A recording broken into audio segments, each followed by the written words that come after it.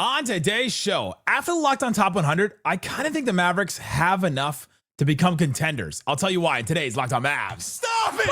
Stop! The number one pick will go to the Dallas Mavericks. Cooper Flagg will fly in Dallas. Dogs, all of us, all five. You are Locked On Mavs, your daily Dallas Mavericks podcast. Part of the Locked On Podcast Network. Still can't leave. Your team every day. I'm gonna get a city like that. And welcome. You are locked on to the Dallas Mavericks, your team every day. My name is Nick Angstadt, media member covering the Mavericks for 10 years. Thanks for being in every day, making Locked On Mavs your first listen each and every day. Today's episode is brought to you by FanDuel. Football season is upon us. It's happening. New customers can bet just $5, and if your bet wins, you get $300 in bonus bets. Download the FanDuel app, FanDuel.com, to get started. Today's episode, talking about the Locked On Top 100. I'll put a link in the description. It's up there, LockedOnPodcast.com. And everybody voted on this. All the Locked On hosts, we voted on it. We went in, and now we've got this ranking of 100 players. The Mavericks have 3 of those players that are in there, which is pretty great. We'll talk about those. And I want to get into why I think the Mavericks can be a contender with the roster that they have, and then who can raise their stock the most this season when it comes to their spot in the top 100. That next year we could be saying the Mavericks have 4, 5, like some of these other teams. Because I went through each of the lists, and I decided to say, all right, which teams have the most top 100 players? Like which ones, if you just go through it, like have the most players? And so I went through it. Obviously, number 1 is the Oklahoma City Thunder, right? The Oklahoma City Thunder have 6 players. SGA came in at number 2. Jalen Williams came in at 20. Chet came in at 30. Alex Caruso at 68. Isaiah Hartenstein at 70. Lou Dort at 74. And there's some controversy amongst the hosts that Cason Wallace should have come in. Even Isaac said he had Cason Wallace like in the 80s on his list. I didn't have him, but looking back through my list, I think I would have changed it and put Cason Wallace in there and maybe come up with him. Let's see. We'll look at my list. I probably would have had Cason Wallace. Yeah, maybe in the late 80s, early 90s, potentially. Because he's as impactful as some of these other guys. I put Tari Eason in there, Christian Brown, Asar Thompson, Jordan Poole I even had. Like, okay, I probably should have had Cason Wallace in there looking back at it. Revisionist history, coming up with a list of 100 players, you do it. It's difficult. It's more difficult than I thought it was going to be. And so the Thunder obviously have the most. And if you look at that as the threshold for what can be a contender, I took the next 4 teams in terms of the FanDuel odds. Like, who are the teams that are the favorites to win the title? It's Denver, Houston, the Knicks, and the Cavs. Not in that order. And what do they have on their roster as far as numbers on the top 100? And I know this is all arbitrary. This is all our rankings and everything. But generally, these are how good these players are, generally. The Nuggets have 1, 34, 40, 77, and 91. They have 5. The Rockets have 11, 36, 49, 64. They have 4, but I think there's arguments that Tari Eason could jump in there. Jabari Smith could jump in there. The Knicks have 8, 19, 45, 59, 87. The Cavs have 9, 16, 27, 57, and 88. So most contenders have 5. The Thunder have 6. The Thunder could have 7. It's nuts.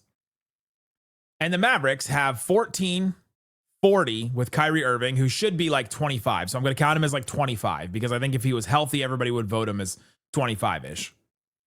And 80. The Celtics should be in there too if they were healthy. So I'll just throw their name just for the sake of it. But the Mavs have 14, about 40, he should be 25, and 80.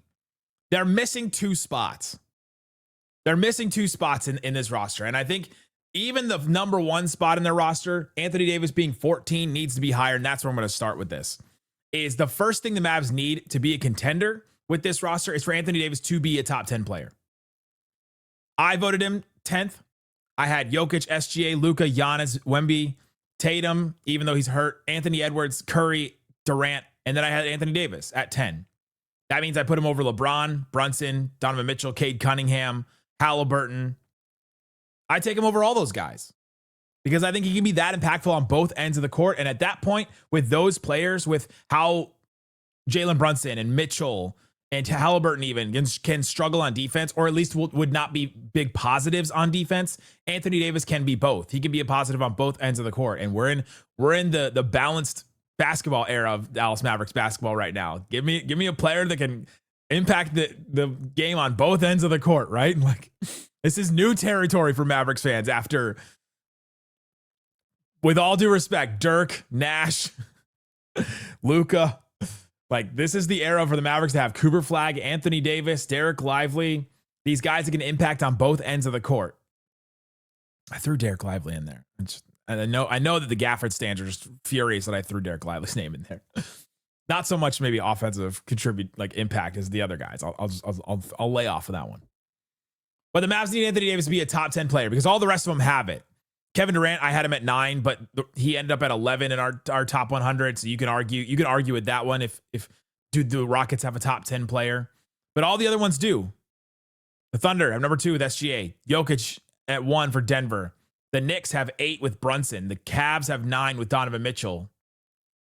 So they all have top 10 players. The next thing is you need to have a top 30 player. You look at all the ones they had. The Thunder have Jalen Williams and Chet at 20 and 30. Jamal Murray for the Nuggets is 34 on the list. If you talk to the Locked On Nuggets guys, they think maybe he should be lower, but playoff time, he plays like a top 30 player. The Rockets have Şengün at 36. He can rise in this. Amen Thompson was at 49, which I talked about on Locked On NBA today with Danny Cunningham, and we both agreed that Amen Thompson should be higher. I had him at 31, so he should be a top 30 player. The Cavs have Evan Mobley and Darius Garland, who came in at 16 and 27.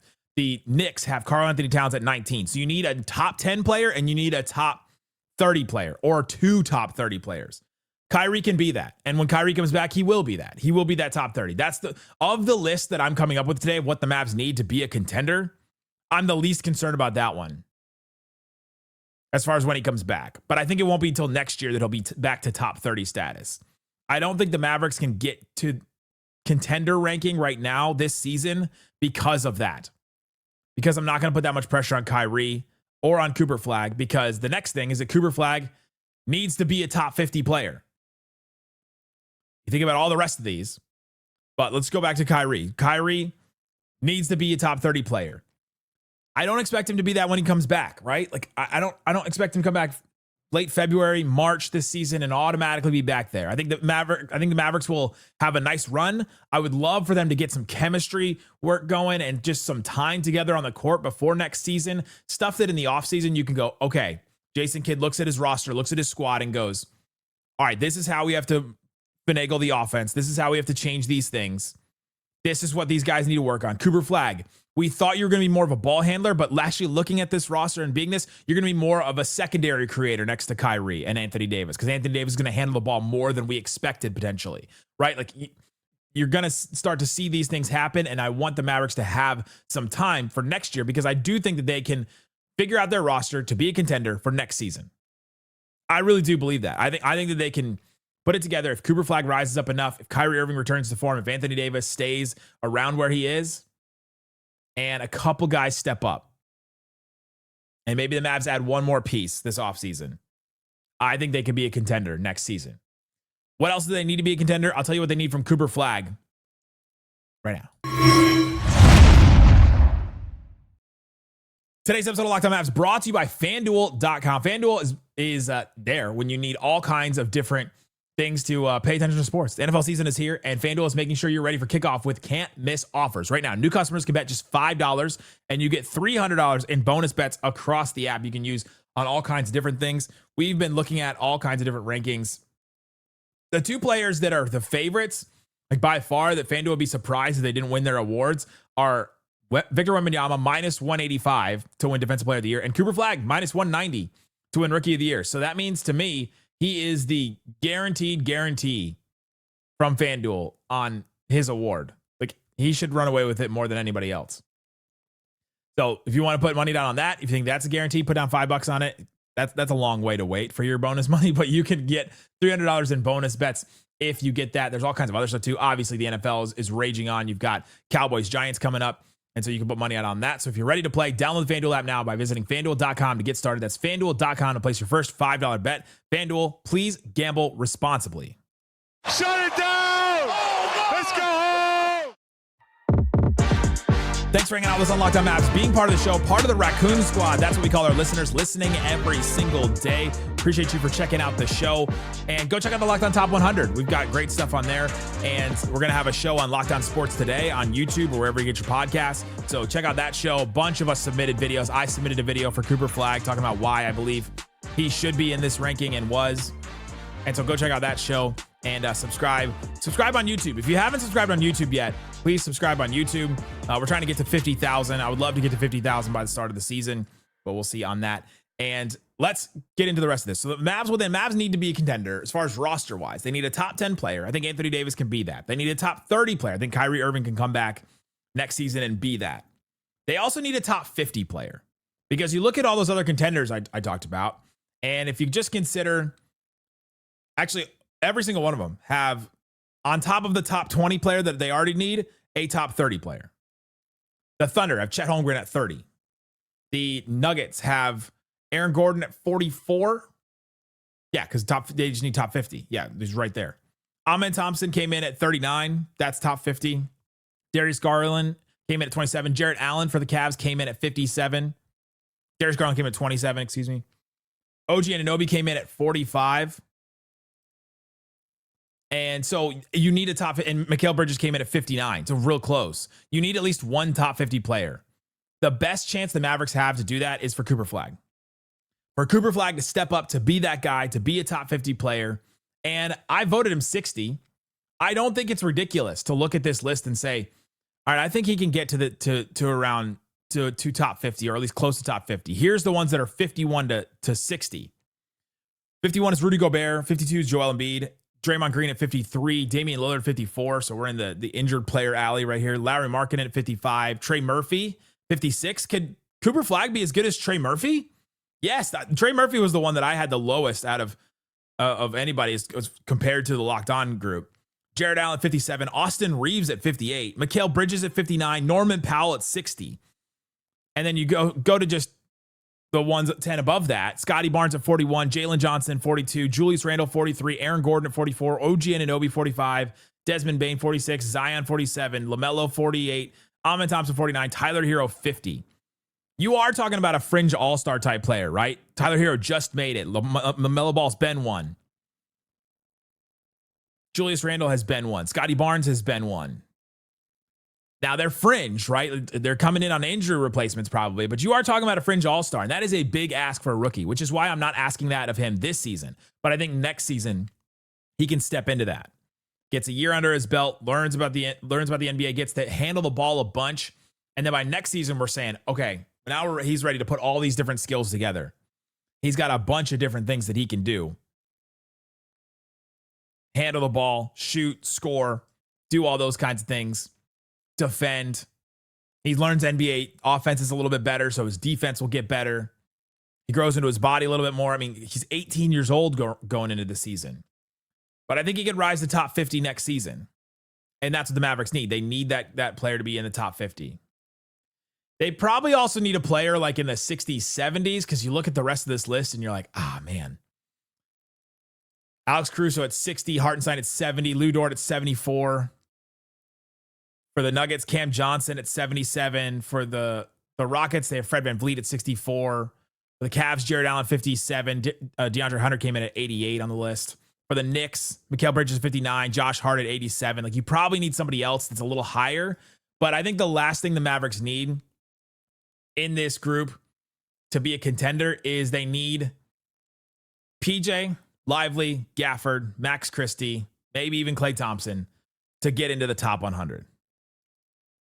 You need one other player because the Mavericks only got 3, and I think you need at least 4, probably 5 to get into the top 100 to be a contender. Because you look at all the rest of them, and I'm not like Houston, they have 4 top 65 players.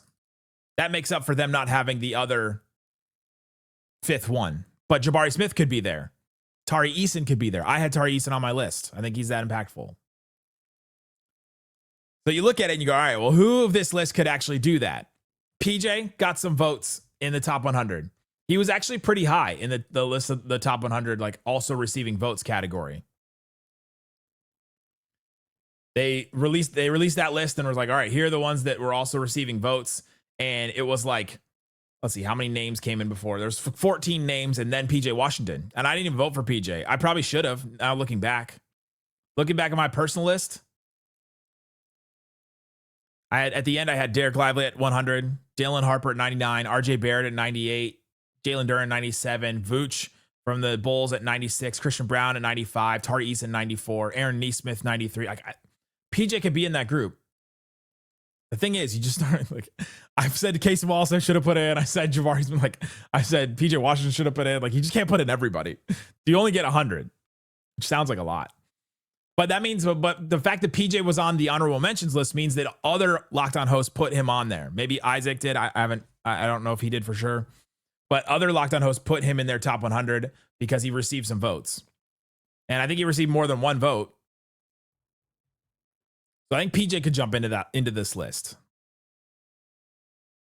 The Mavs defense raises up, and all of a sudden PJ's getting more respect for his defense. I could see that happening, but the Mavericks need somebody else to jump into that group.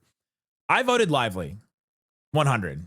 I just started to look at the list, and I started to look at the players that I left off, and I'm like, my honorable mentions were like Jakob Poeltl, Andrew Wiggins, Brandon Miller, Colin Sexton, Devin Vassell, Cason Wallace, Jabari Smith, Gafford, PJ, Mitchell Robinson, DeAndre Hunter I didn't have. But I think Lively can have a better season than all of them. And I think Lively's potential is better than all those players. I think Lively can affect a defense and affect an offense in a way that a lot of those players can't.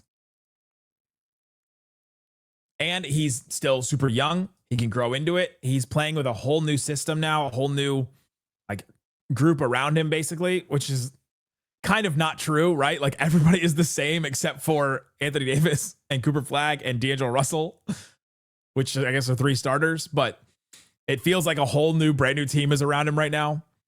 I think Dereck Lively can jump into that group. I think he can jump into this top 100.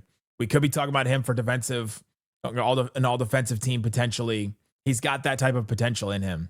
And I think that can even come without him taking threes for him to jump into this group. But all of a sudden we're like, all right, he's just too impactful of a center that he needs to be in this group.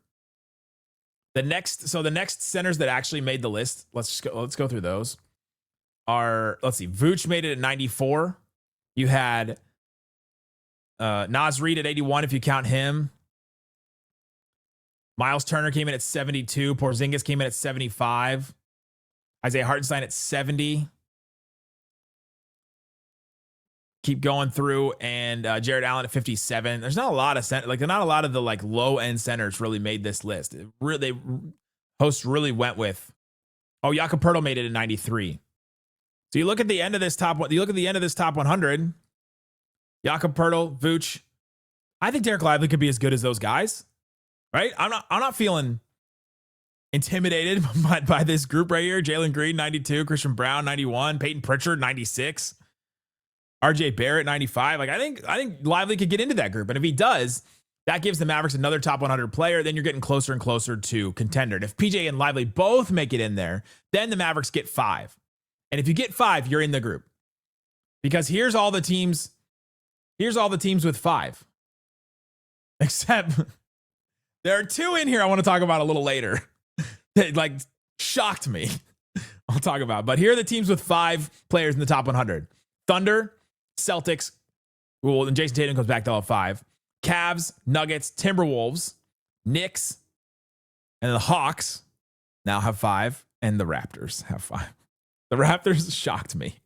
The Raptors is like one of the most unique examples of having really good players and just like none of them high end, right? Like you just have a bunch of really solid players. Like remember that Nuggets team with like Andre Iguodala, Andre Miller, Danilo Gallinari, like remember that team from like the early 2000s where you're just like, there's just too many solid guys in this group for this team to be bad, but they're not good enough to do anything in the playoffs or maybe even make the playoffs, right? Like you're just looking at this group. All that to say, the Mavs need 5. I think their best chance is for PJ and Lively to jump into that group. I think there's 2 more that could actually make a case though. Gafford and Max Christie. We'll talk about why, and I'll talk about who can raise their stock coming up. Dallas is going to get a seat at the table.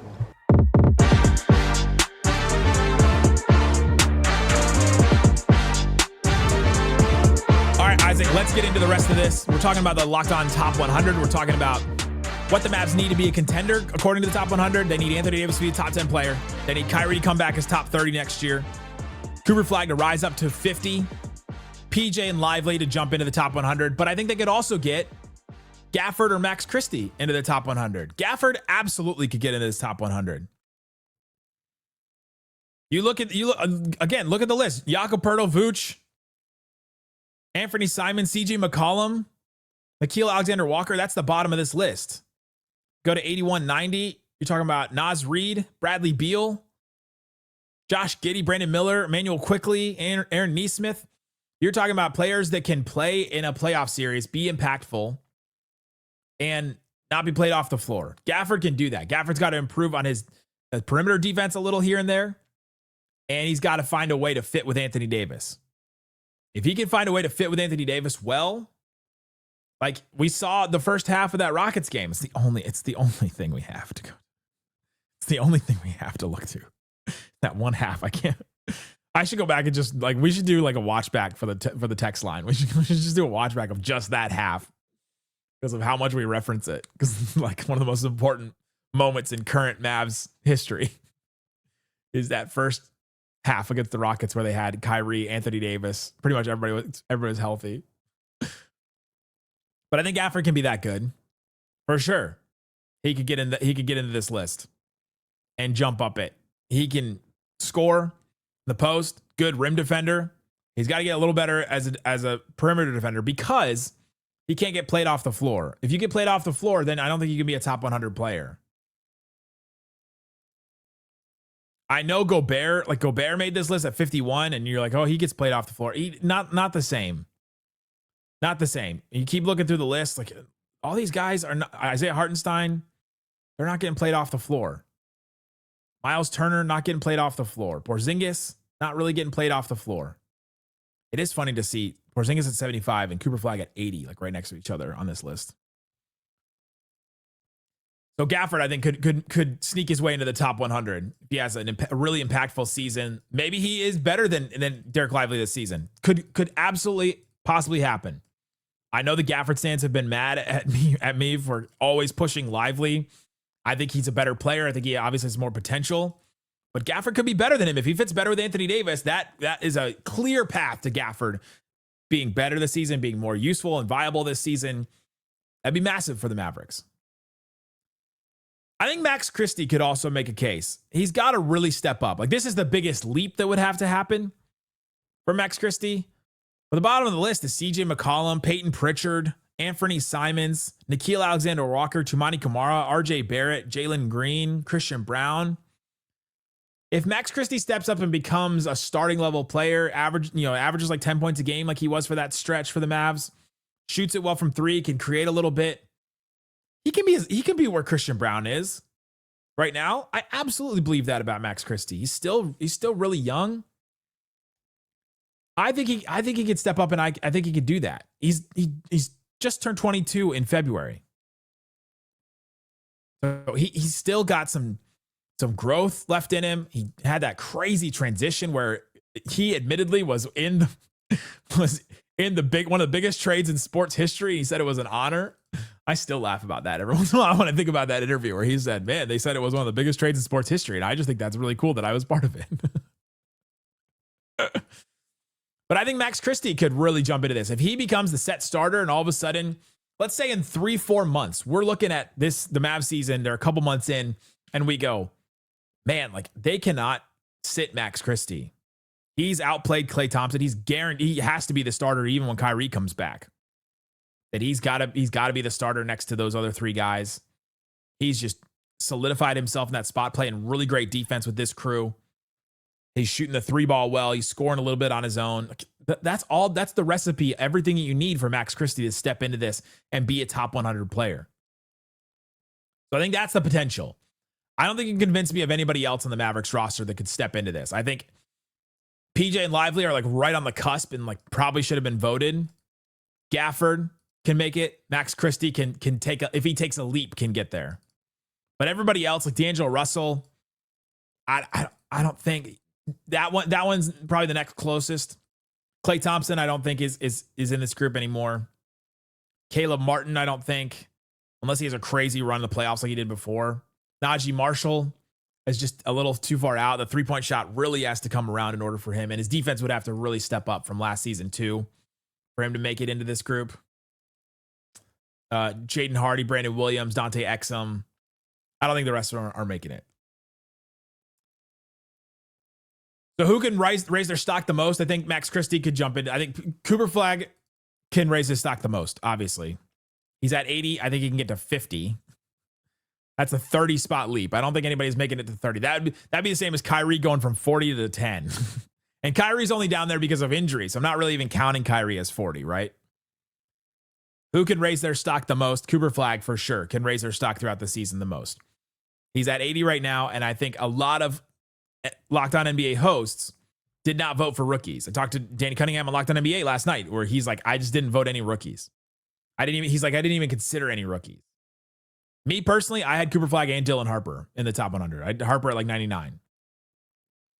So you go through the end of the list and you're like, all right, can Dylan Harper be better than Anthony Simons, CJ McCollum, Peyton Pritchard, RJ Barrett, Jalen Green? Like, yes. Yeah, if he's everything that everybody says he's going to be, if all the scouts and the NBA teams and our guys at No Ceilings, like that host the Locked On NBA Draft with No Ceilings podcast, good plug.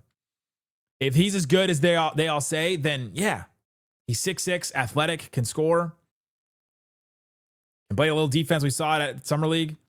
And Cooper Flagg, 6'9", can handle the ball, can score, can defend really, really well, is a maniac competitively.